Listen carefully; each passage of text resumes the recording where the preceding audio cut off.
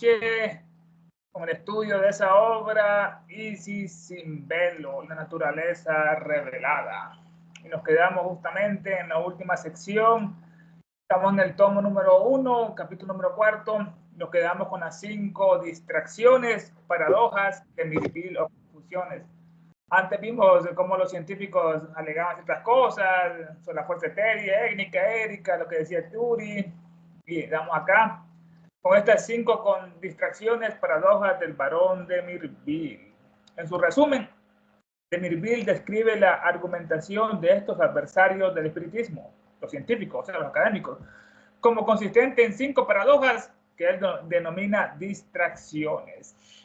Bueno, Mirbil lo hemos estudiado mucho. Jules Marqués nació en 1812 en Francia. Era un escritor erudito, iluminador, medium, autor de numerosas obras de espiritismo. Era un católico recalcitrante con el de Mous, el otro. En su resumen, bueno, Mirbil describe las argumentaciones de estos adversarios, enemigos del espiritismo, o sea, los científicos, los académicos en una mano, y en la otra los espiritismos, están entre ciencia y religión, ¿quién ganará? Como consistentes, estos argumentos son consistentes en 5 paradojas. La vamos a analizar. Las paradojas son dichos y hechos que parecen contrarios a la lógica. Por ejemplo, dice, perseguir la paz con violencia. Qué extraño, ¿no? Perseguir la paz con guerra. O el movimiento de los planetas y el aparente movimiento del Sol, que no se mueven. Somos nosotros, la rotación de la Tierra, que hace que se miren que aparentemente se mueven el Sol y los planetas siguiendo la Luna, Júpiter, Mercurio, Saturno, etc. Estas paradojas que él denomina como distracciones. Una distracción es algo que te aparta de la realidad por múltiples, diversas vías dispersas, te apartan de la realidad múltiples. Estas distracciones, que en el PDF dice confusiones, dice el PDF, así la tradujo Milton Terry, confusiones, viene de Confucio. Confucio, no cualquiera entendía el gran maestro oriental a Confucio, el maestro Con. Entonces algunos quedaban confundidos después de escuchar al maestro Confucio. Otra paradoja. Dice que él y Lao Tse fueron enviados por la gran fraternidad blanca para ayudar a la humanidad. Fueron enviados en un mismo periodo, muy cercano con la época de Pitágoras, Platón. Había grandes luces en Oriente y Occidente. Estas distracciones que dice el PDF es lo siguiente.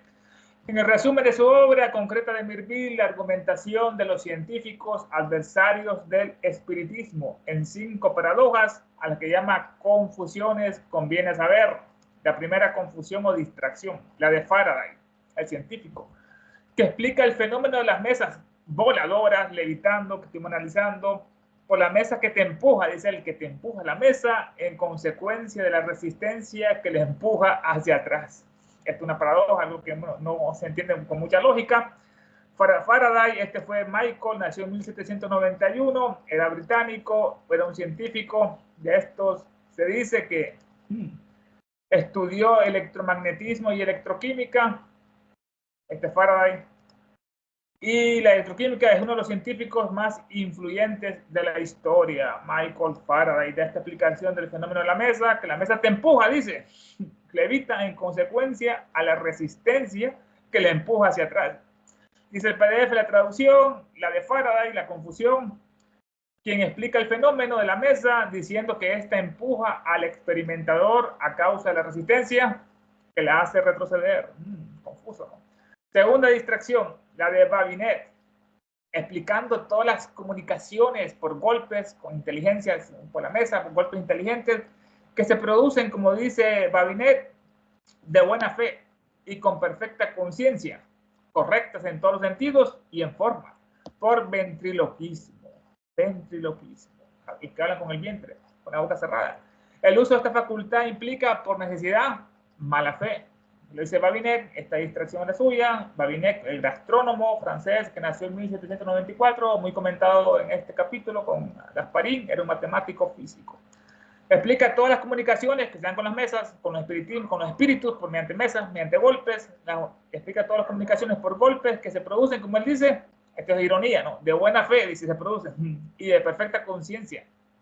Correctas en todos los sentidos y en forma por ventriloquismo, que hablan con el vientre, ventrilocutor que hablan con el vientre. La ventriloquismo, esto es ironía, sarcasmo que hace Elena. El uso de esta facultad implica, por necesidad, mala fe, ¿no? Dice el PDF, La segunda confusión, la de Babinet, quien explica los golpes diciendo que de buena fe y con perfecta conciencia las producen los ventrílocos, cuya facultad implica necesariamente mala fe. Todo lo contrario, convirtió con buena fe y es aquí con mala.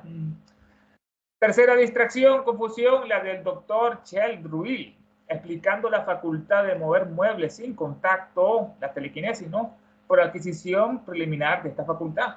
Quien alguien obtuvo previamente este CD y después lo emplea para esa facultad. Este doctor Cheldruil se llamaba Michael Eugenio, nació en 1786 en Francia, era un químico conocido por sus trabajos en la síntesis de ácidos grasos, fundamentalmente en el proceso de fabricación industrial de productos alimentarios como la margarina. Es el famoso doctor, explicando la facultad de mover muebles sin contacto, telequinesis, un CD inferior, hay que buscar los CD superiores, no los inferiores, esto es donde la personalidad. Dice que uno de estos CD superiores, cuyo inferior ejemplo, un CD superior, un poder, es el poder de cambiar la historia. Imaginen eso, cambiar la historia, es la mínima de esta. Esto lo dice ella en La Doctrina Secreta, otra obra magna de ella que se publicó en 1888. La doctrina, cambiar la historia se puede hacer, imagínense. ¿Qué podría hacer? ¿Qué podríamos hacer? La de Cherub explicando la facultad de mover muebles en contacto por la adquisición previa de esta facultad. Dice el PDF, la tercera confusión, la de Cherub, quien explica la facultad de mover los muebles sin tocarlos, evitan por la previa adquisición de esta facultad, de este sí, un poco contradictorio, que no son tan confusiones. Miren, la cuarta, la del Instituto Francés y sus miembros, la Academia Francesa, que consienten en aceptar los milagros, lo consienten, ¿no? Con la condición de que estos no contradigan en nada las leyes naturales que ya conocen. Así lo va a aceptar este Instituto Francés, la Academia de Ciencias, sus 44 inmortales y sus miembros que consienten en aceptar los milagros con la condición necesaria de que estos milagros no contradigan nada las leyes naturales que ellos conocen, como estuvimos viendo el caso de las levitaciones que contradicen la ley de gravitación universal. Dice acá la cuarta confusión, la del Instituto Francés, cuyos miembros aceptan los milagros, con tal que no contraríen las conocidas leyes de la naturaleza. Quinta distracción, la última, la del señor Gasparín, que presenta como un fenómeno muy simple y perfectamente elemental lo que todos rechazan, precisamente porque nadie ha visto jamás algo semejante, ¿no? Es una gran contradicción, una gran confusión esta, la de Gasparín. El conde Agenor, que nació en 1810, que comenzó este capítulo con esa pugna entre Gasparín y los otros católicos de Mirville, de Meaux. El conde Agenor Gasparín, Thiury, escritor, teólogo evangélico era este, luchó contra la esclavitud Gasparín, que presenta su distracción como un fenómeno muy simple, aceptar todos estos fenómenos, ¿no? Mesas volando, fantasmas bailando, como decía él que era el poder de la voluntad colectiva que ocurría en estos fenómenos, es como un fluido magnético que mueve las mesas, que sale de los ojos y las manos de las personas y que se conjuntan y se hace poderoso ese fluido, la fuerza de voluntad. Gasparín, que presenta como un fenómeno muy simple, dice él, ¿no? Y perfectamente elemental, lo que todos rechazan precisamente porque nadie ha visto jamás algo semejante. Dice la traducción del PDF, la última quinta, la de Gasparín, que supone fenómenos sencillos y elementales, los que todos niegan porque nadie vio a otros iguales. Esto sacado de la nota de Mirville en su obra del Espíritu, su resumen del Espíritu, página 159. Dice, mientras que los grandes científicos mundialmente conocidos se entregan a teorías tan fantásticas, algunos neurólogos menos conocidos encuentran una explicación para los fenómenos ocultos de todo tipo en un efluvio anormal resultante de la epilepsia. Eran epilépticos, ¿no? Bueno, mientras que otros grandes científicos como Faraday, como Babinet, como Gasparín, mundialmente conocidos, se entregan a teorías tan fantásticas como las 5 distracciones, las 5 confusiones que vimos previamente. La fantasía es que solo existe en la imaginación fantástica. Algunos neurólogos menos conocidos de segunda línea encuentran una explicación para los fenómenos ocultos de todo tipo, dicen de todo tipo, como la piedra Rosetta, en un efluvio anormal. Ese efluvio es una emanación que sale hacia afuera por los ojos y las manos, principalmente el fluido, el aura. Ese efluvio anormal que sale resultante de la epilepsia. La epilepsia, la enfermedad, convulsiones, ataques súbitos, que sobrecoge, que antes decían de que eran porque estaban endemoniados. Los epilépticos que así convulsionaban, estaban poseídos por el espíritu maligno, decían los católicos. Bueno, estos neurólogos de segunda orden dicen que todos los fenómenos estos de psíquico, fantasmas bailando, mesa volando, es por ese efluvia normal resultante de la epilepsia. Véase la nota, dice 10 años con medium espiritista de F. Henry Fairfield, Nueva York, 1875, el año que se fundó la sociedad, que trajo la iluminación en Oriente en ese siglo. Fred Gehry, nació en 1836, era un periodista de Estados Unidos, postuló la existencia del aura nerviosa, el aura, o emanación de los medium, que tenían síntomas evidentes o leves de epilepsia, lo que decía él, ¿no? Que esto tienen una aura nerviosa, una emanación, que eran epilépticos. Dice Jerry Field, dice el PDF acá lo siguiente: mientras los científicos de fama admiten tan fantásticas hipótesis, algunos neurópatas de menor cuantía explican los fenómenos psíquicos por medio de un efluvio anormal dinamante de la epilepsia. Epilépticos eran. Otro trataría a los medium y también a los poetas. Podemos inferir, concluir con asafétida y amoníaco.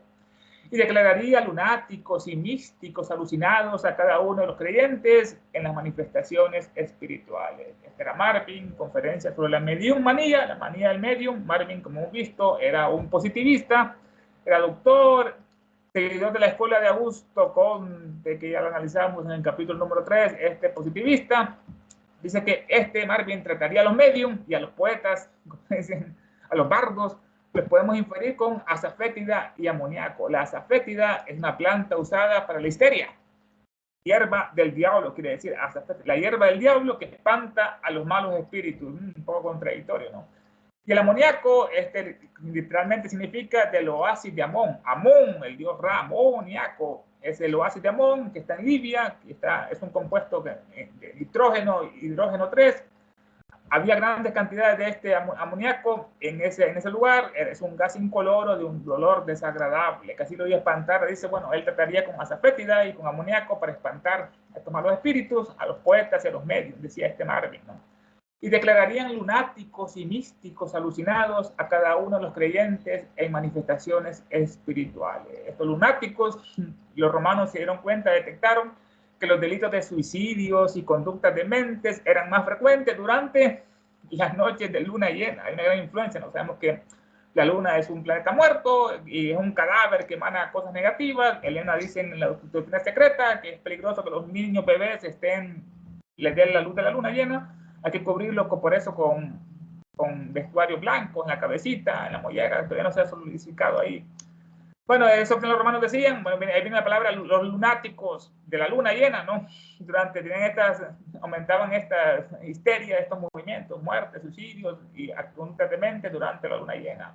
Como ocurre con los judíos, vemos que los judíos son blancos, pálidos, como la luna. En otra parte lo dicen los semitas de la luz, son distintos, no son solares, son lunares, como los píteros, ¿no? Hay solares que son mejores y los lunares que son peores, o de menos evolución. Y bueno, y Marvin declararía lunáticos y místicos alucinados a cada uno de los creyentes en las manifestaciones espirituales, psíquicas. Y declararía este hombre sobre esto, Marvin, conferencia sobre la mediummanía. Dice acá, otro hay que quisiera tratar a los medium, y suponemos que también a los poetas que se van en el barco con asafétida y amoníaco. Y califica de lunáticos o de místicos o alucinados a cuantos creen en las manifestaciones psíquicas espirituales. A este último conferenciante, dice Elena, y patólogo Marvin, profesor, se le recomienda el sensato consejo que se encuentra en el Nuevo Testamento: médico, cúrate a ti mismo. Qué conclusión, qué epíteto le da Elena a este último conferenciante Marvin, y patólogo, que estudia, bueno, la profesión de medicina, que se especializa en el diagnóstico de enfermedades mediante el estudio de células o tejidos con un microscopio. Son los patólogos. A este conferenciante y patólogo profesor se le recomienda el sensato consejo que se encuentra en el Nuevo Testamento: médico, cúrate a ti mismo. Imagínense. A este médico, dice acá, y conferenciante, se le podría aplicar la frase del Nuevo Testamento: sánate a ti mismo. Acá es cúrate a ti mismo.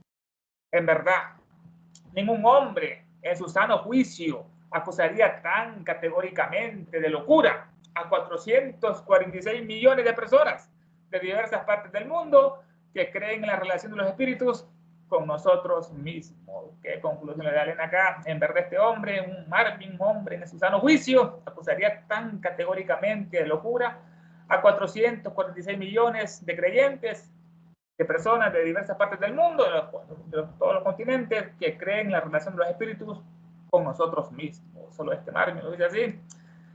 Cúrete a ti mismo, porque en verdad ningún hombre de cabal juicio se atrevería a tachar de locos a los 446 millones de personas que en las 5 partes del mundo creen en la relación de los espíritus con los hombres. ¿Qué conclusión le da Elena a este tema? A Marvin, este era muy positivista de mediunidad. Y así salimos del tema de las 5 distracciones muy interesantes, en las confusiones, entramos ahora al subtema saltamontes fritos contra la inmortalidad. Esto es pura ironía blavatskiana, saltamontes fritos. Considerando todo esto, no nos queda más que maravillarnos ante la absurda presunción de estos hombres, estos académicos, que pretenden ser considerados por derecho de saber como los sumos pontífices, altos sacerdotes de la ciencia, de clasificar un fenómeno del que no saben nada. Considerando todo esto, no nos queda más que maravillarnos ante esta absurda presunción, este orgullo, esta soberbia de estos científicos académicos que pretenden ser considerados por derecho del saber como los sumos. Estos son los más grandes, los más supremos, por encima, no hay nadie por encima de ellos, los sumos altos sacerdotes de la ciencia. Así creía el Dalai Lama cuando estaba en el palacio de Lhasa, en el Potala, en el Tíbet, que está como ahí están los Himalayas, está cerca del monte Everest, el Chocolagma, decía que nadie podía estar más encima de él, del Dalai Lama, ¿no? De repente llegaron los chinos comunistas, le invadieron, destruyeron el Tíbet y lo sacaron de su gran palacio, el Potala, y se fue para Dharamsala, en la India, el Dalai Lama. Bueno, estos hombres científicos, que antes eran los que mandaban, eran los católicos, los sacerdotes, después vino la ciencia que le arrebató la corona, y ahora se pretenden ser ellos, estos científicos, ser considerados por derecho del saber. Dalai Lama quiere decir océano de sabiduría, literalmente, es la persona que más sabe, ese es el verdadero Dalai Lama. Hay un Techu Lama que se encarga de las cuestiones políticas y un Dalai Lama, que pretende ser considerados por derecho estos científicos del saber como los sumos altos pontífices sacerdotes de la ciencia de clasificar un fenómeno, esto me está volando, fantasma bailando el vals, este fenómeno del que ellos no saben nada. Donde se Elena, aquí está el PDF, interesante esta parte, dice: considerando todo esto, maravilla la osadía de los presumidos pontífices de la ciencia al clasificar fenómenos que en absoluto desconocen. Sin duda, varios millones de sus compatriotas, hombres y mujeres, aunque engañados, merecen al menos a tanta atención como los bichos de la patata o los saltamontes. Aquí yo no estoy introduciendo el tema, Elena, con mucho sarcasmo. Sin duda, varios millones de sus compatriotas, estos son los espiritistas norteamericanos, millones, hombres y mujeres, aunque engañados, pobrecitos, aunque engañados, merecen al menos tanta atención estos espiritistas como los bichos de la patata o los saltamontes. Dice, seguramente los millones de compatriotas a quienes de tal manera engañan les merecen tanta consideración como si fueran gorgojos de patata o cigarrones. Estos son los saltamontes.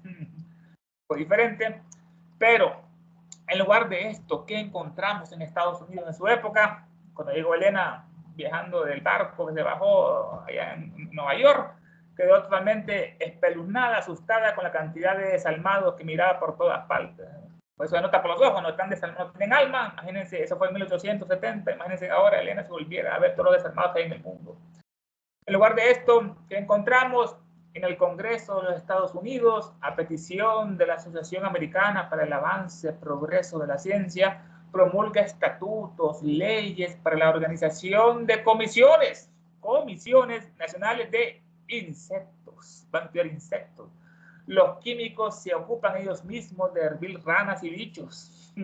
Los geólogos entretienen su tiempo libre con estudios osteológicos de los huesos, de los ganoides, de los peces blindados y acorazados, y discuten sobre la odontología, el sistema dentario de las diversas especies de Dinictis. Y los entomólogos, especialistas en insectos, se dejan llevar por su entusiasmo hasta el punto de cenar saltamontes hervidos fritos y en su sopa. Esto, bueno, vamos a analizarlo. Estamos con espiritistas, muchos sarcasmos aquí, Elena.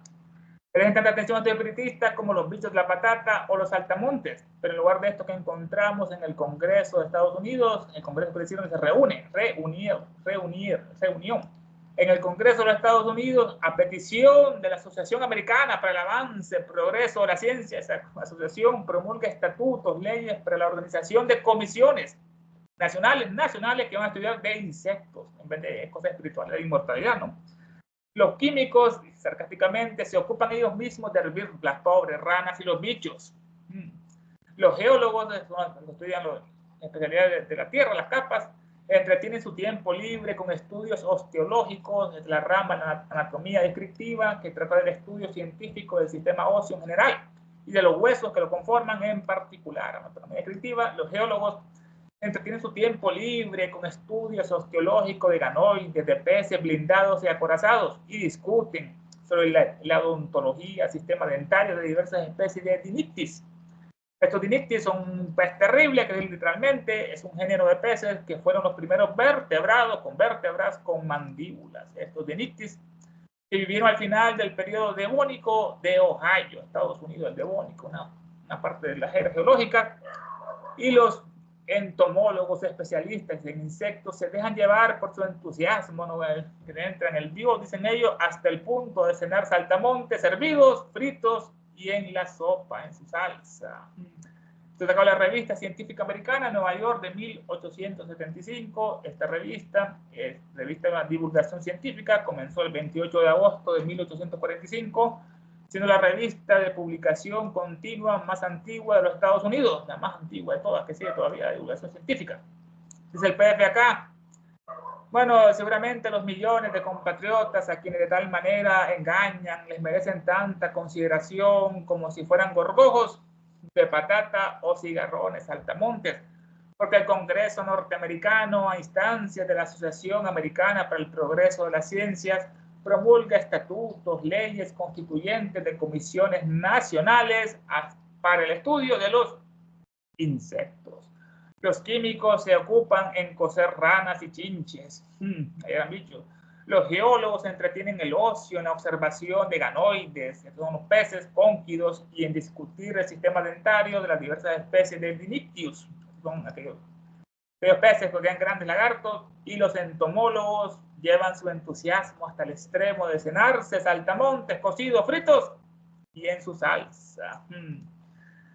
Mientras tanto, millones de estadounidenses se están perdiendo ellos mismos al caer en el laberinto de los delirios de locos.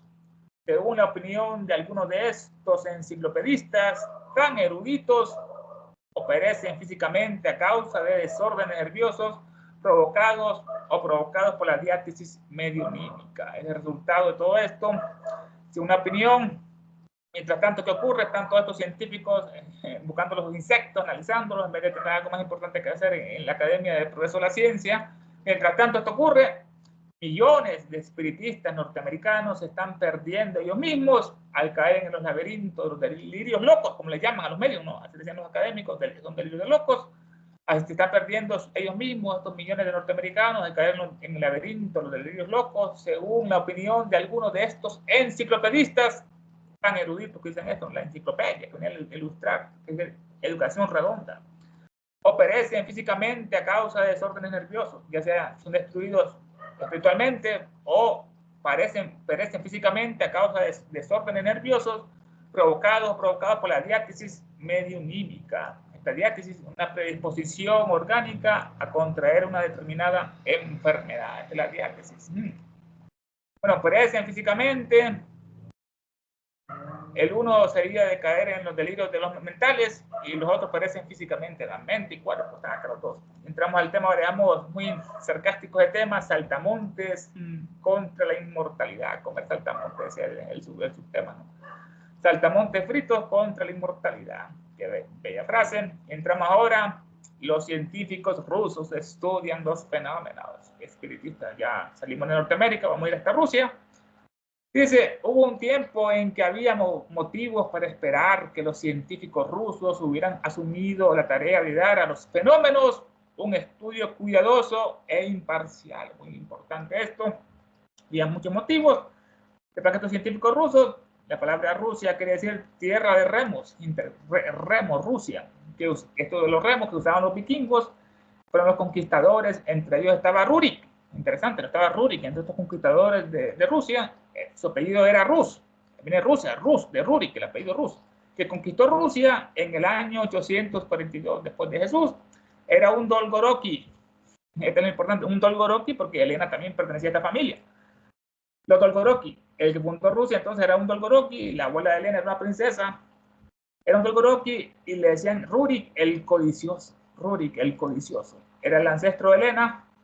Uno fundó un imperio terrenal, Rurik, ¿no? Y a Helena, Upasika, le tocó un imperio celestial, todavía más difícil, ¿no?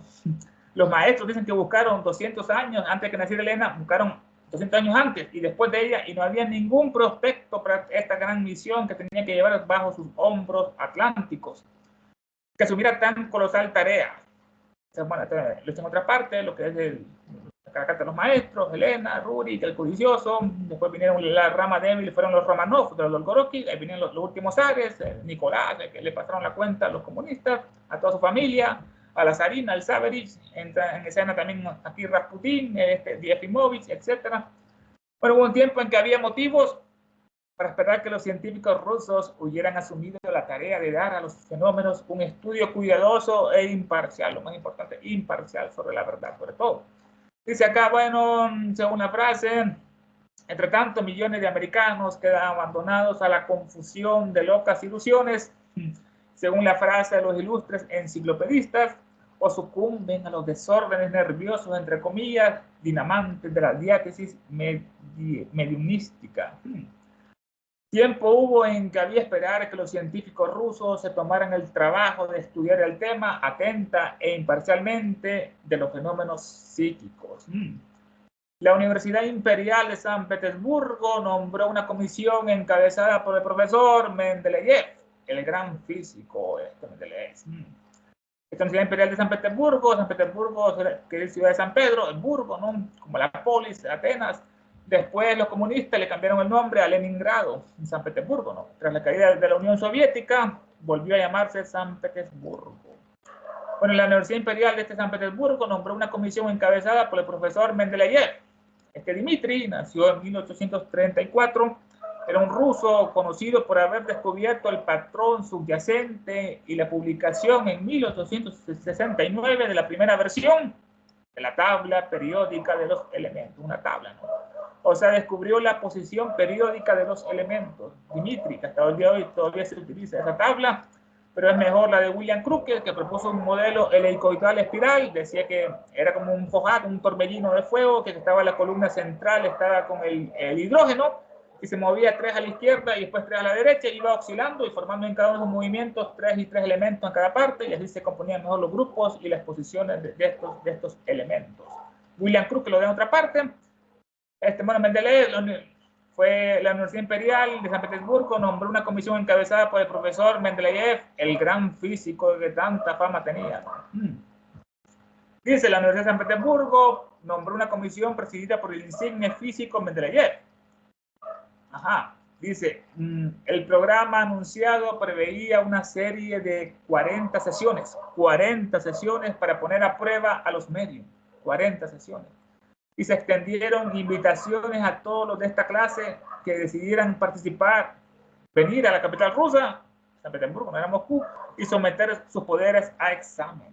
Entonces hizo una invitación a estos rusos. El programa anunciado previo una serie, eran 40 sesiones programadas para poner a prueba a todos los medios. Y se extendieron invitaciones a los medios, a todos los de esta clase, que si decidieran participar, venir a la capital rusa y someter sus poderes a examen. Dice acá, el gran físico Mendeleev, con objeto de poner a prueba en 40 sesiones consecutivas a los medios que quisieran someterse a la experimentación.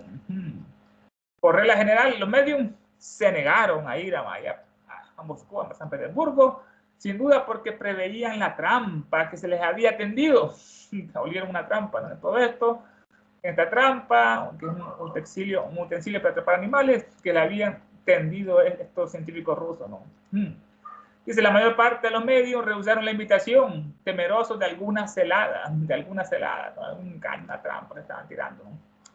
Después de 8 sesiones, que eran 40, después de 8 sesiones, con un pretexto superficial y justo cuando las manifestaciones empezaban a ser interesantes, la comisión prejuzgó el caso y publicó una decisión adversa a las pretensiones del mediunismo. Imagínense, vean, 8 sesiones. Bueno, después de 8 sesiones, con un pretexto superficial, los científicos se pusieron de acuerdo, ¿no? Hicieron una conspiración y justo cuando las manifestaciones psíquicas se empezaban a hacer interesantes, ¿no? Ya están volando las mesas, los fantasmas aparecían, la comisión de repente científica de Mendeleev prejuzgó el caso y publicó una decisión adversa a las pretensiones del mediunismo, igual que los norteamericanos, ¿no? Dice acá, bueno, al cabo de 8 sesiones, cuando los fenómenos iban siendo más interesantes, la comisión prejuzgó el caso con frívolos pretextos vacíos y dio informe contrario a los medios. En lugar de seguir el método científicos dignos, en lugar de seguirlos, pusieron espías para que espiaran por los ojos de las cerraduras. Dice acá, bueno, no siguen el método científico digno, más bien ponían espías que observan en secreto, pero tienen información, que espiaran por los ojos de las cerraduras, por los agujeros que estaban haciendo la gente, ¿no? En vez de proceder digna y científicamente, se valieron de espías que atisbaban por los ojos de las cerraduras. Estaban viendo qué trampa estaban haciendo, estaban buscando una trampa y no encontraban. El profesor Mendeleev declaró en una conferencia pública que el espiritismo o cualquier creencia similar de este tipo en la inmortalidad del alma, de nuestra alma, es una mezcla de superstición, engaño y fraude, añadiendo que cada manifestación de tal naturaleza, incluyendo la lectura de la mente, el trance y otros fenómenos psicológicos, debemos suponer, podrían ser y eran producidos por medio de ingeniosos aparatos y maquinarias ocultos bajo las ropas de los medios. Miren qué conclusión sacó este caballero tan errónea. Y en esta conferencia pública, Mendeleev, para concluir, una conferencia pública sobre el espiritismo o cualquier creencia similar, es decir, no, cualquier creencia similar, no el espiritismo de este tipo, que creen en la inmortalidad del alma, de nuestras almas, esos son escépticos de todos estos académicos. Decía él que es una mezcla, todo esto, ¿no? Lo espiritual, una mezcla de superstición.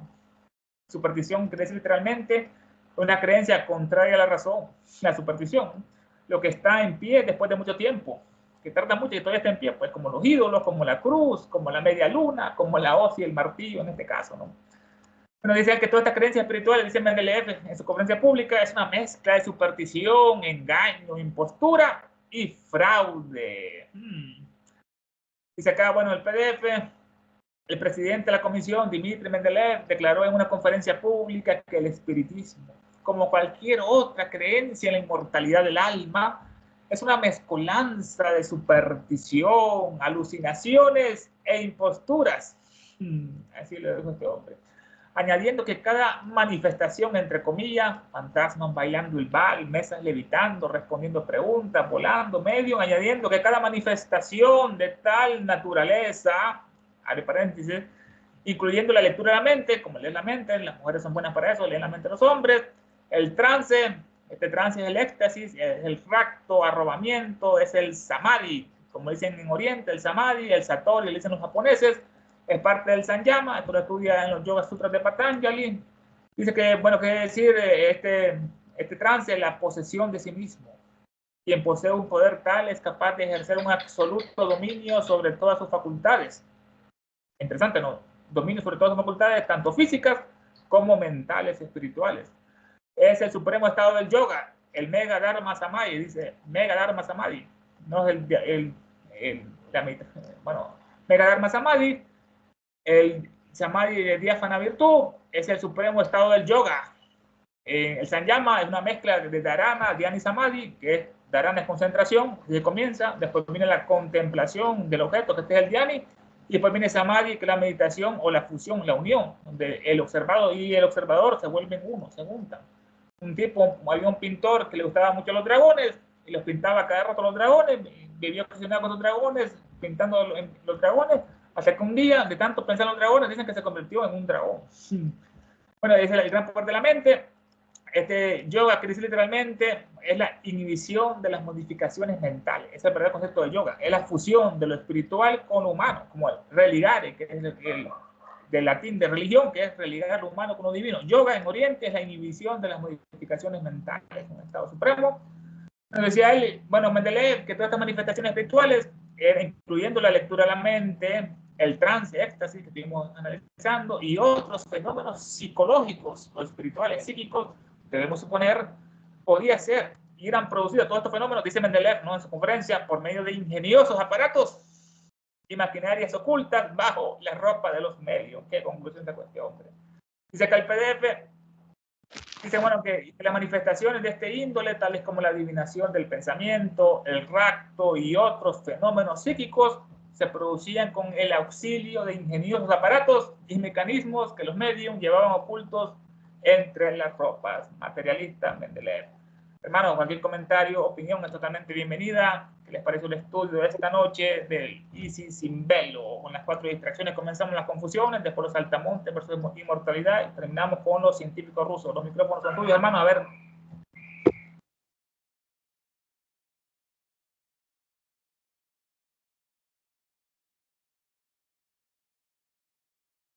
Aquí ya tenemos levantada la mano de Roberto. Adelante, Roberto. Esta última parte, ¿no?, que se ha leído del principio de ese párrafo, en nosotros está la parte inferior de la página 139, ¿verdad?, donde dice que, donde declararon, ¿no?, declaraban en conferencias públicas que el espíritu, tanto como la creencia de la inmortalidad del alma, eran esta mezcolanza de supersticiones y alucinaciones. Y hasta cierto punto no ha cambiado mucho, diríamos, en la mayoría, ¿verdad? Aunque ahora, claro, hoy es más común escuchar a alguien hablar del karma, aunque claro, solamente así por encima, ¿no? Incluso ves ahí muchas cosas en internet, que karma instantáneo y muchas de estas cosas. Es más común, toda la terminología es más común hoy, aunque claro, no se tiene un entendimiento adecuado. No es que yo lo tenga, ¿no?, pero por lo menos en estos lugares tratamos de averiguar. Por eso somos estudiantes, qué es la ley de karma, que son leyes naturales, más bien porque esta ley del karma no es una ley manufacturada por el ser humano. Eso es algo que existe por sí solo, esta ley de movimiento, ¿no?, que tiene que ver con el karma, porque el movimiento sabemos que es algo que existe eternamente.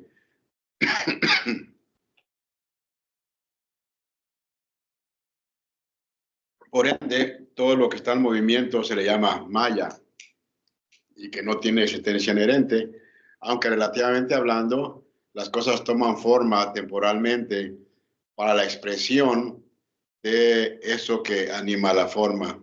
Y por ende, no, siguiendo con esto de la creencia en la inmortalidad del alma, es lo que se estudia en la teosofía, ¿verdad? Como es lo que se ha estudiado en todas las épocas en estas escuelas, diríamos, estas escuelas que ha existido en el mundo, aunque anteriormente, antes de Blavatsky, como mencionó Ernesto, ¿no?, que se tardaron siglos para encontrar un vehículo apropiado, porque tenía que ser un vehículo apropiado al de la raza, sino obviamente no iba a ser una transmisión entendible para la humanidad.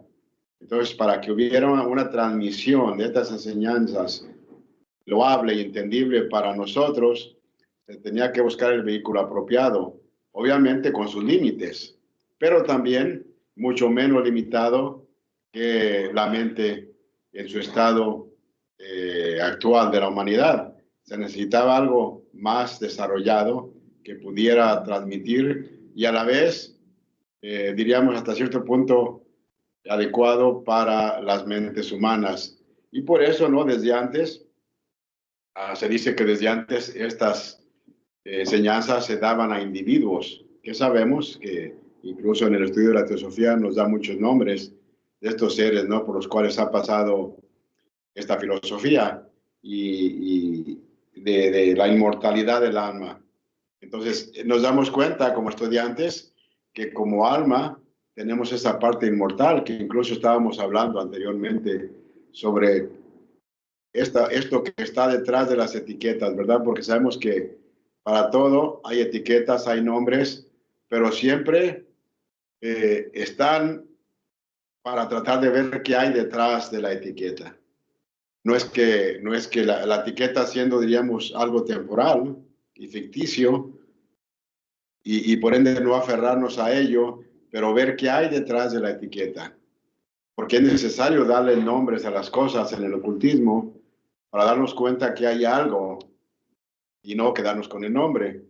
Entonces, por ende, la idea de la inmortalidad del alma es lo que el verdadero teósofo, diríamos,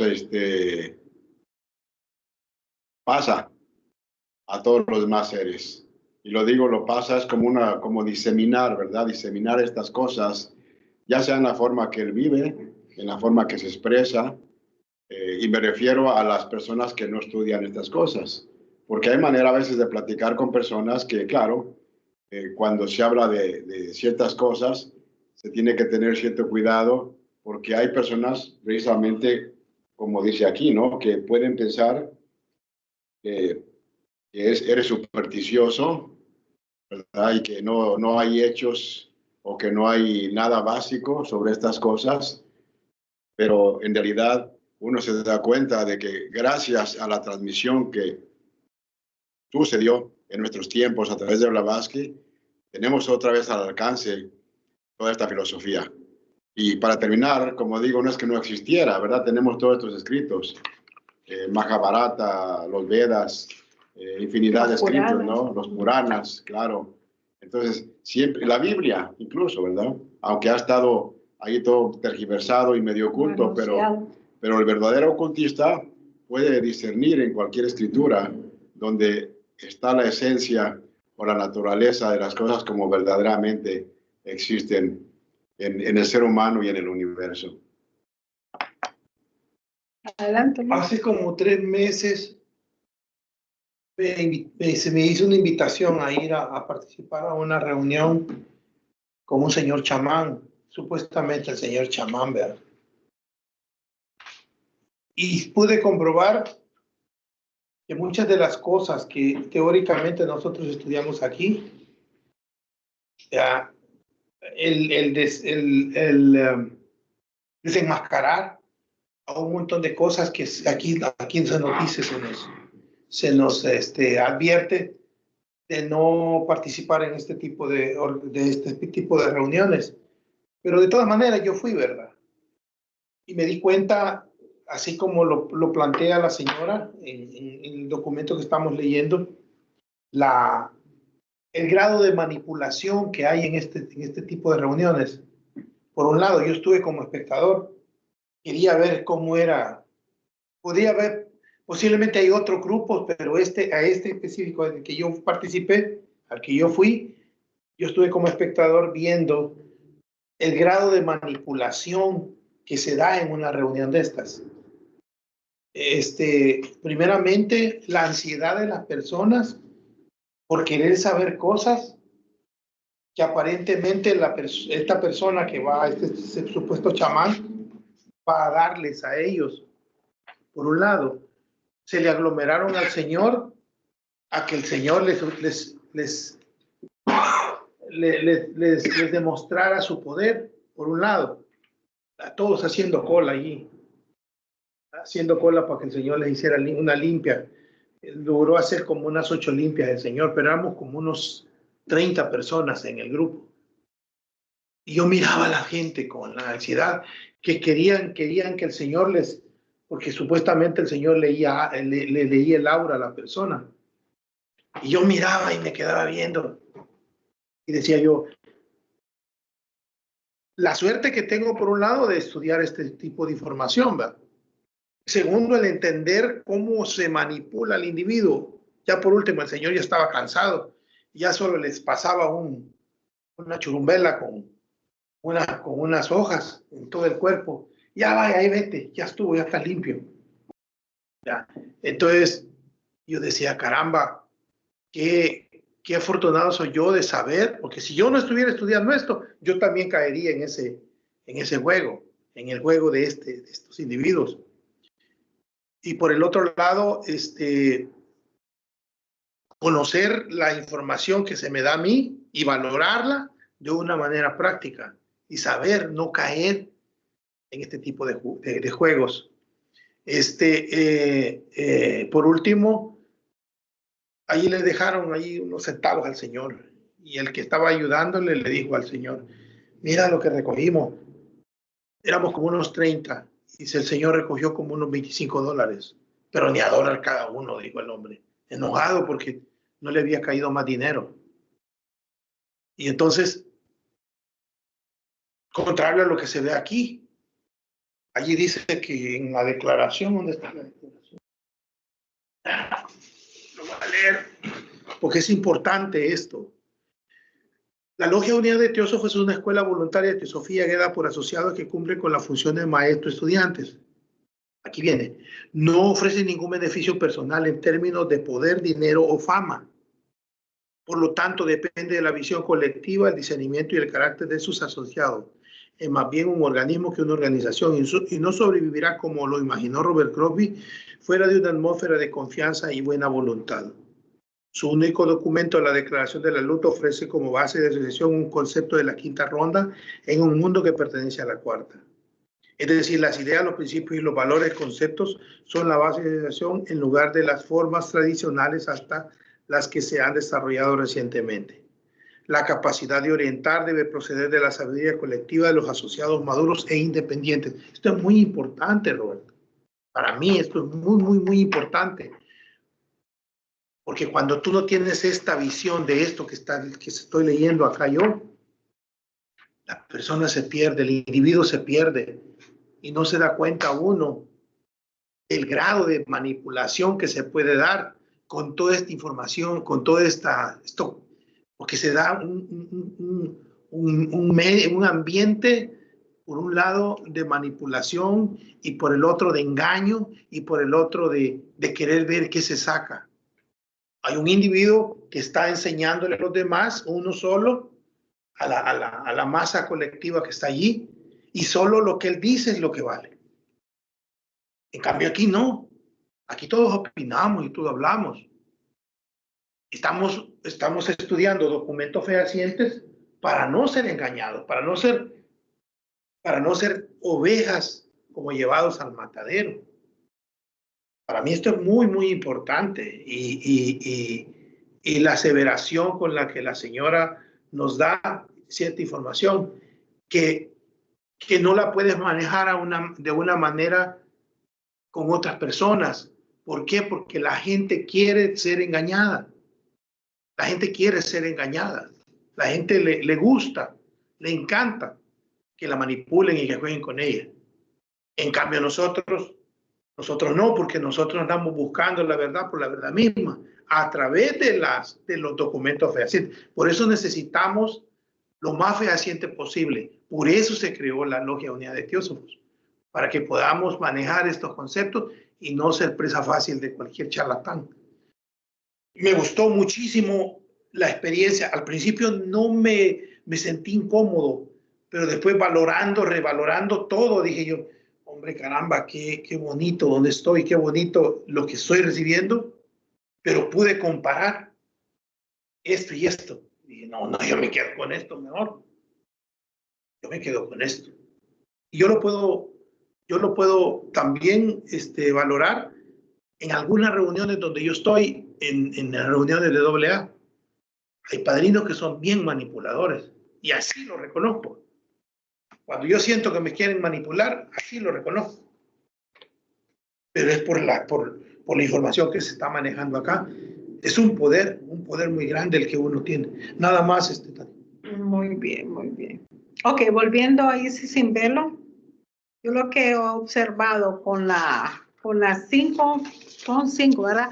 Con las 5 distracciones de diferentes científicos es que a final de cuentas ninguno de los científicos se puso de acuerdo. Todo no llegaba a ninguna declaración en sí. Y cuando llegaron a este señor, la propuesta del señor Mendeleev, creo que se pronuncia, en 1875, a él, en buena fe, se daba para que él experimentara o descubriera después de las 40 sesiones, que entonces significaría de que iba a ser una investigación sincera, por llamarle de alguna manera. Sin embargo, se resumió a 8 sesiones, creo que fueron 8 sesiones o 10 sesiones que se hizo. Tal parece que ese señor Mendeleev estaba prejuiciado y lo que él dio fue totalmente lo contrario de que sus compañeros, porque habían 2 compañeros de ellos que era el señor Bulerov, por ahí se pronuncia, y Akasafov, por ahí, ¿cómo se pronuncia, Ernesto? Borefrov y Akasafrov. Bueno, exacto, eso. Porque al final él tenía como un prejuicio en contra de todas las conclusiones, porque sin muchas veces él no formuló nada a fondo, sino que planteó que todo era una burla y que todo no había llegado a ninguna conclusión. Entonces esos amigos científicos que eran colegas de él, le dijeron, no, papito, ellos también participaron en las reuniones y le dijeron, no, lo que tú dices nosotros miramos diferente a lo que tú estás planteando. Y ellos hicieron unos libros y los publicaron en las universidades de Rusia. Entonces, este señor Mendeleev lo tomó como algo personal y él contestó también la respuesta de ese libro. Sin embargo, a mí el punto más interesante es que de acuerdo a esos libros que se publicaron, la comisión o los estudiantes de Rusia comenzaron a investigar realmente que si existía algo más. Y por eso Madame Blavatsky nos dice de que este pleno está lleno, como dice cuando habla de la fuerza esténica o psíquica en acción, de lo que habla el señor Turing. ¿Por qué ha de parecer imposible que una vez separado el espíritu del cuerpo pueda animar una forma imperceptible, creada por fuerza mágica, psíquica, esténica o etérea, como quiera llamarlo, como el auxilio de entidades elementales, que al efecto proporciona la sublimidad de la materia de un cuerpo? Y también nos habla que la única dificultad está de no darnos cuenta que el espacio, ese es el problema de los científicos, que tienen que ampliar su gama o su abanico, porque está pleno de arquetípicos que es y será. El día de ayer, y sería bueno que tal vez te pudieras contactar, Ernesto.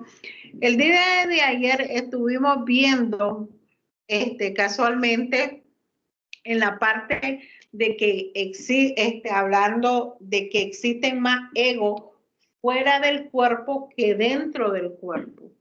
Entonces, no es en parte la Isis sin velo, lo que nos da Isis en velo y lo que nos da el océano de la teosofía son de la misma pluma, es del mismo pájaro, solamente que son plumas en diferente, para que nosotros lo podamos asimilar mejor.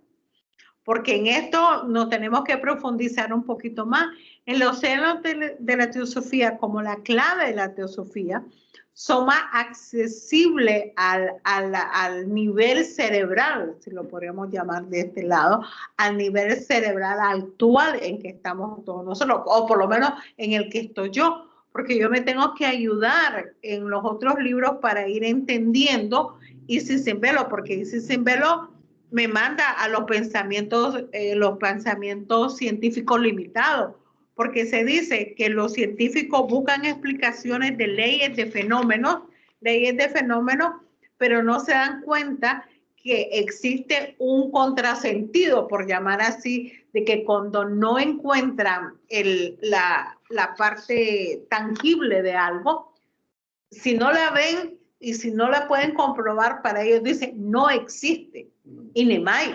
El hecho de que no lo vean y no lo puedan contactar no significa que no hay. De hecho, hay mucha gente, y digo yo mucha gente, porque lo normal es ver la parte astral. Hay gente que dice, bueno, yo no lo veo, como vamos a ver en la parte que nos toca de la gruta de Lourdes. Bernabé, creo que se llamaba esa muchachita. Bernabé miraba, se llamaba esta, sí, Bernadette Soubirú. Ella podía ver a la Virgen de Fátima. Y cientos de personas, en una vez que ella fue a la gruta, iban acompañadas de más de 100 personas y la única que miraba a la Virgen María era Bernabé. Y las 100 personas que iban al lado no la pudieron ver. Y me llama la atención todo esto, porque lo mismo, no toda la gente está como que fuera un radio, ¿no? Sincronizada para ver diferentes canales, escuchar diferentes canales de sonido. Hasta que se pueda tener una sincronización perfecta, podemos tener la habilidad de poder ver todo eso. Por eso aquí nos está presentando Ernesto en la pantalla, que nos habla de la fuerza mágica, la psíquica, la eténica o etérea. Entonces, si no se complementan todas estas, solo miraremos una parte de esa fuerza animadora que están en toda la parte escénica actual. Solamente adelante, ¿alguien más que desea compartir? Los que están ahí en... Sí, pero a ver, Argelia No, nada. Perdón. No tengo nada, gracias.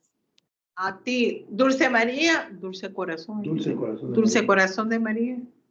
Sí.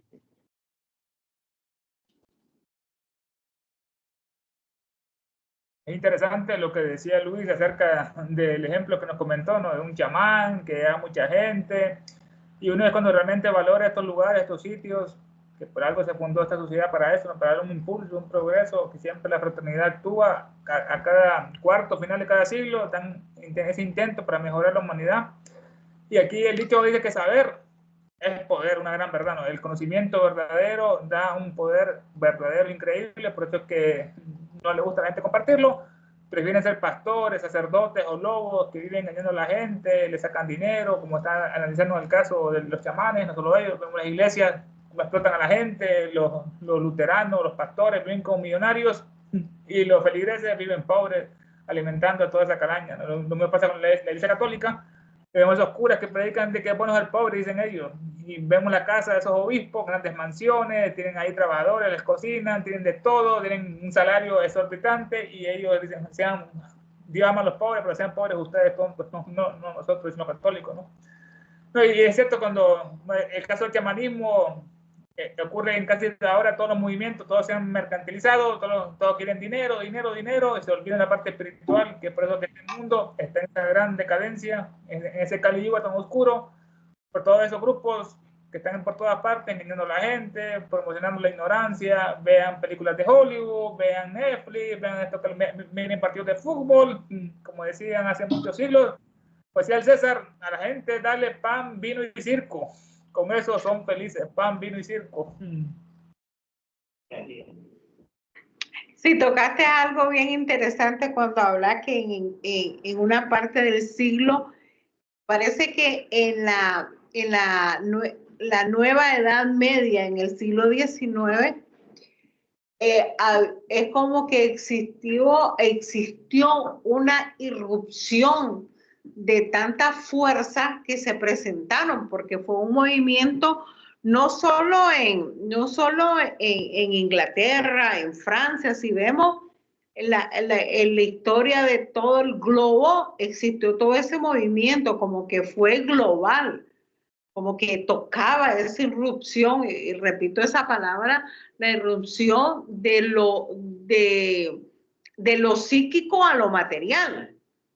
como que hubo una puerta o se abrió un portal, no sé cómo explicar esa vaina, perdón, esa situación, porque fue en todos lados, esa erupción fue en todos lados y viene a lo que dijiste, Ernesto, que existe una época en cada siglo, no sé, en el cuarto de cada siglo, que ese portal como que se abre en general. Interesante lo que me hiciste recordar. Y ya va a hablar Roberto.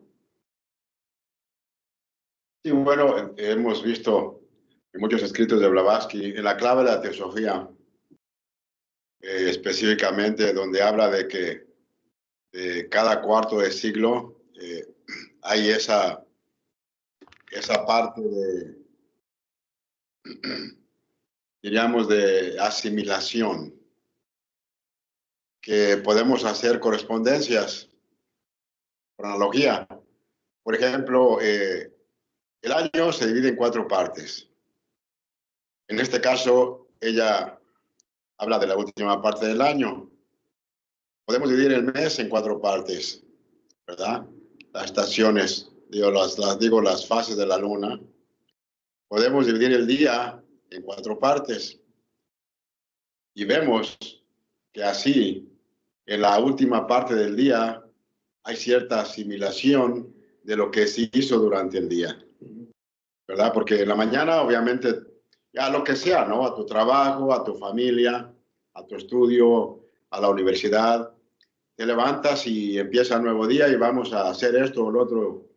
Y, claro, no me refiero porque ya se trabaja de día y noche y se estudia día y noche, pero lo que normalmente diríamos o llamaría en las actividades diarias, es de que esta última parte del día hay cierta asimilación, porque terminamos, estamos por terminar el trabajo, lo terminamos y luego el regreso a casa, ¿verdad? El descanso y lo que hicimos durante el día no se va así tan fácil de la mente o de la cabeza o del cerebro.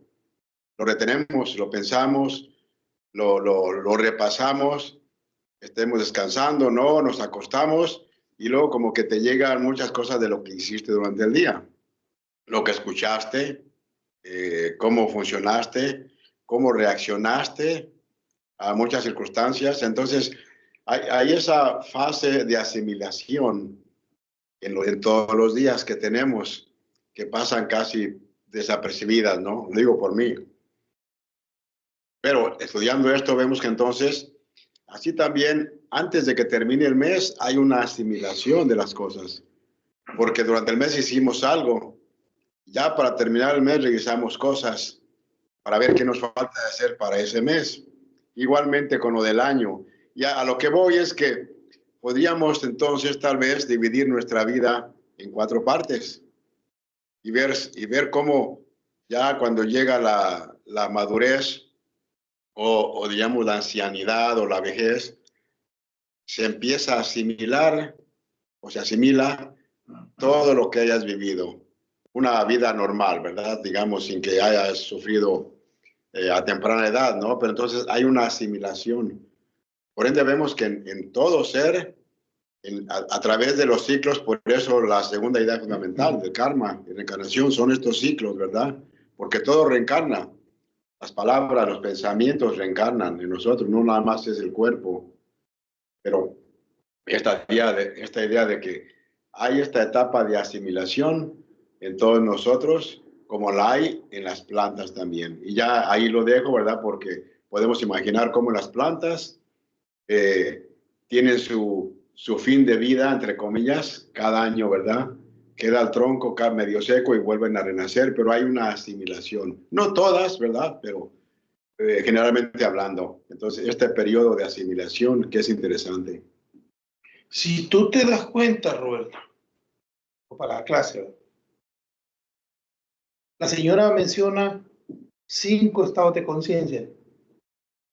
5 o 6, no me recuerdo. Despierto, dormido, sueño sin el sueño.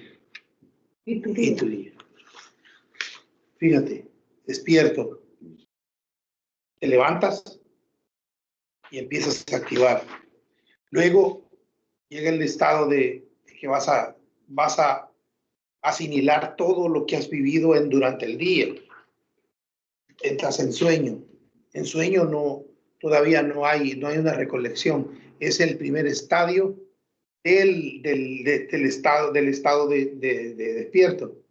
Luego pasas de sueño a sueño profundo. Aquí empieza ya la asimilación, sueño profundo.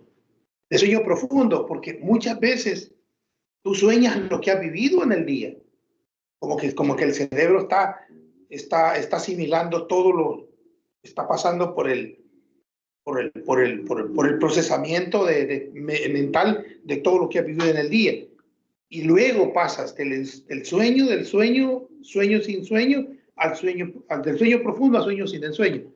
Aquí ya procesaste casi todo. Y está el último estadio, que es prácticamente muchos no llegamos a tu día. Solamente los cerebros que están preparados, porque es una carga muy grande.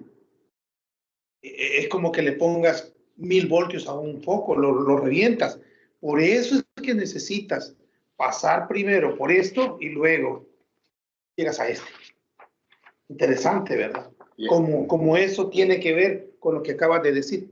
Nada más. Sí, no, qué bueno que mencionaste los 5, porque en Turilla ya no hay nada que asimilar, porque ya pasaste en el cuarto por esa asimilación, como tú bien lo dijiste. Entonces, yo no mencioné el 5 y tú lo mencionaste. Ya que después de la asimilación, luego viene, diríamos, lo merecido, podríamos decir, ¿verdad? Después del sueño sin ensueños, porque el sueño sin ensueños se corresponde al estado o estadio del ego superior, de la individualidad, de manas. Es omnisciencia, omnipresencia. Y el cuarto, antes de Turilla, porque en Turilla ya es estar por encima de todo lo demás. Una pregunta. ¿Turilla es análogo con Aditi? Con Atma. Con Atma.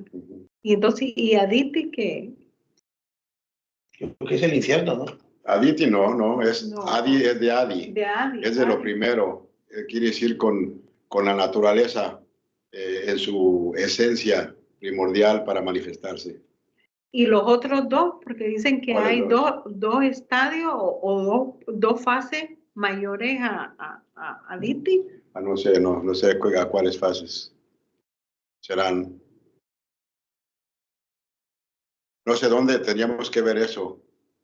¿Dónde? Sí. Interesante. Si no lo explicas tú, no nos quedamos igual. No, es que dicen que hay dos, pero que no dicen los nombres. Entonces me quedé con eso, porque ese es de la página 200, lo que está antes del triángulo. O la parte arúpica. La parte arúpica es la de arriba, la de arriba. No se toca. El pináculo está el triángulo, el pináculo es aquí, es arúpico, y abajo es rúpico. Todo lo que es los globos, todo es rúpico, y lo de la punta de arriba es arúpico, la punta de arriba, la de bien arriba. Está, mira. Aquí está, mamadita, para que lo busques. Y tendríamos que ver lo que dices para ver que hay más allá de Aditi. Porque todavía abajo de esto está una palabrita que se llama Sababat, que es la esencia plástica. Y esa esencia plástica dice que llena el universo. Es la raíz de todas las cosas. El Bababat es un aspecto del tercer logos. ¿Es Mula Prakriti? Bueno, se corresponde, pero no es Mula Prakriti. No, porque Mula Prakriti es lo más cerca para Brahma. Si recuerdas que para Mula Prakriti es como del velo para Brahma, lo cual quiere decir que para Brahma es lo absoluto, de cual lo que digamos no es. Entonces, enseguida está Mula Prakriti, o sea, la raíz de todo lo que va a hacer. Por eso se llama mula, ¿verdad? Que significa raíz. Sí, es la raíz, diríamos, se corresponde también con Akasha. Dulce, adelante, por favor. Aquí tengo una duda. Y se supone que a final de cada siglo hay una recurrencia en que se ven como un movimiento psíquico, cierto auge psíquico. No se ven realmente avances. Que tú digas, científicamente la ciencia ha avanzado en la aceptación de estas facultades en la naturaleza del hombre. Entonces aquí me surgen dos preguntas. ¿Pudiera ser que de alguna manera no quieren darle precisamente la fuerza a la humanidad porque no está preparada para manejar este tipo de conocimiento? Cuando dices de darle a la humanidad, ¿quién? ¿Quién darle? Los mismos científicos. ¿Por qué no mostrar? Porque obvio que los científicos saben que toda esta energía existe, es real.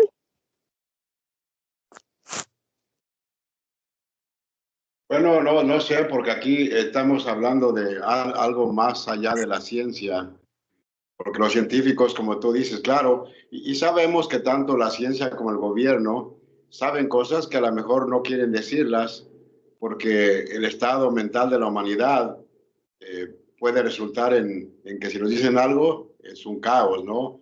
O contradecir las creencias religiosas. Obviamente, y claro, es mi opinión personal, yo creo que mantienen muchas cosas sin decirlas, que puede ser peor de un punto de vista más abajo que los maestros, que también no pueden dar y decir todo porque podría ser peor para la humanidad. Me imagino, ¿no? Con lo que preguntas. Pues sí, todo así se entiende, que no se haya avanzado más en ese sentido, pues. Sobre todo, como dicen, si son ciclos recurrentes,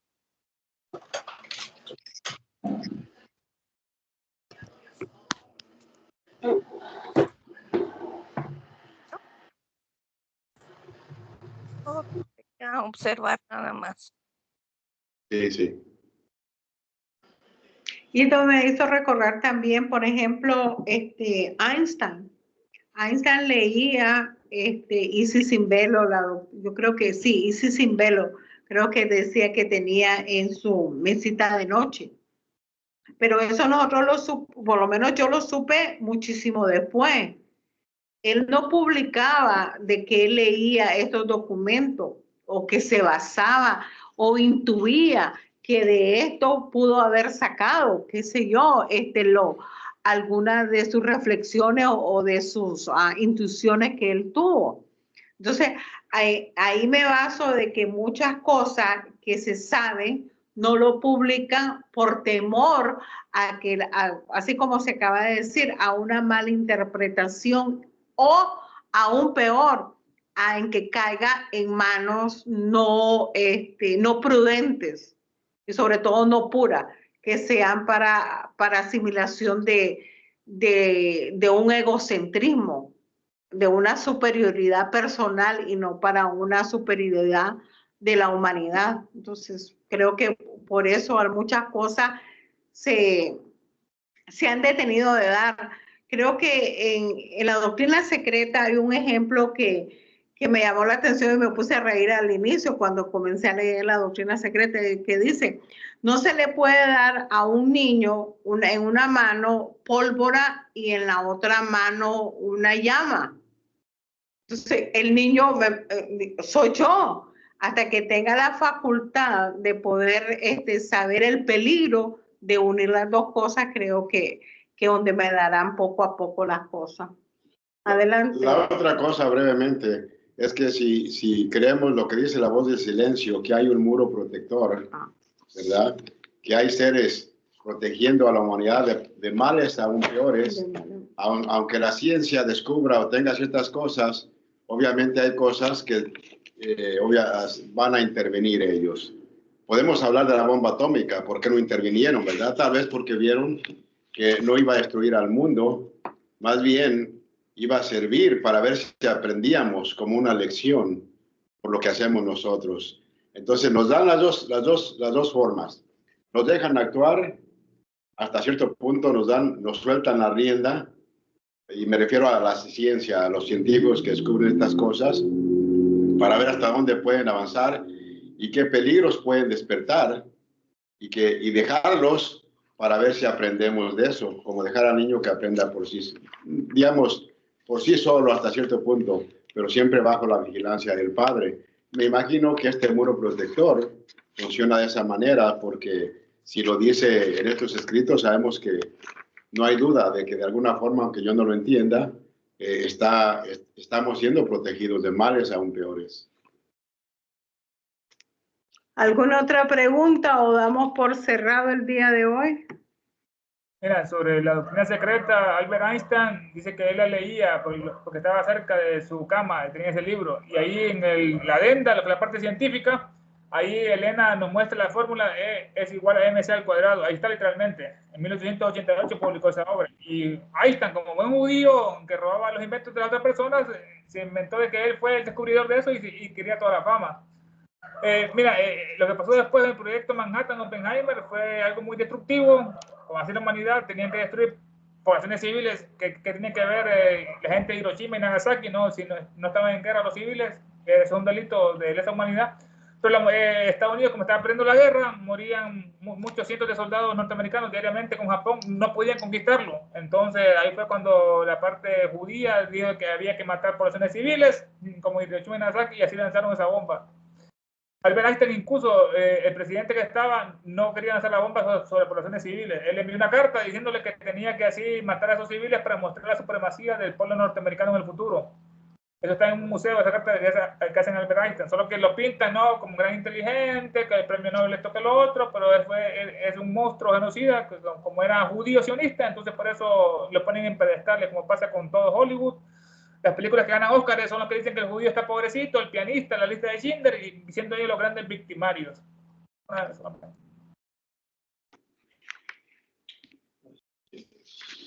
¿Alguien más? ¿Algún otro comentario? ¿O damos por cerrado? Hablen o callen para siempre. Bueno, tal parece que ha estado muy buenísima la conversación. Y para la próxima semana entraremos en qué, Ernesto, para que las personas nos preparemos. El estudio acerca de la respuesta de la sociedad rusa contra lo que dictó Dmitry Mendeleev en contra de los fenómenos espiritistas. Hubo una protesta entre muchos sectores, las fuerzas vivas se opusieron a lo que dijo Dmitry, que todo era mentira, engaño y fraude. Exacto. Y también vamos a entrar a las comparaciones de los milagros que hubieron en la Iglesia Católica con los milagros, entre comillas, también de los espiritistas. Sobre todo el milagro de la gruta de Lourdes. Ok, gracias. Buenas noches a todos los que participaron tanto en línea como aquí en presencia. Muchísimas gracias. Buenas noches, gracias. Buenas noches a todos. Gracias, buenas noches a todos. Gracias. Ay. Luta de Lourdes. Sí, luta de Lourdes.